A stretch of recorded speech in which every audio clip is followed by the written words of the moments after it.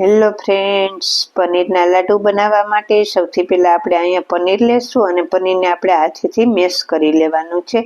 એકદમ સરસ સ્મૂથ થાય ને ત્યાં સુધી મેશ કરી લેશું. પછી આપણે તેમાં દળેલી ખાંડ ઉમેરીશું અને તેને મિક્સ કરી લેશું. હવે એક મિક્સર જાર લેશું. તેમાં કાજુ, બદામ, ટોપરાનું છીણ, મિલ્ક પાવડર, ગ્રીન કલર અને થોડી ખાંડ ઉમેરીશું અને બધી વસ્તુને ક્રશ કરી લેશું. બધી વસ્તુ ક્રશ થઈ જાય પછી આપણે તેને ડો જેવું તૈયાર કરી લેશું અને આપણે તેમાંથી નાના નાના બોલ્સ બનાવી અને તૈયાર કરી લેશું. હવે જે આપણે પનીર છે તેમાંથી નાની નાની થેપલી બનાવી લેશું અને જે આપણે આ બોલ્સ બનાવેલા છે તે વચ્ચે મૂકીશું અને તેને કવર કરી અને લાડુનો શેપ આપી દેશું અને આપણે તેને તૂટી ફૂટીમાં રગદોળી લેશું. તો તૈયાર થઈ ગયા છે મસ્ત મજાના પનીર લાડુ.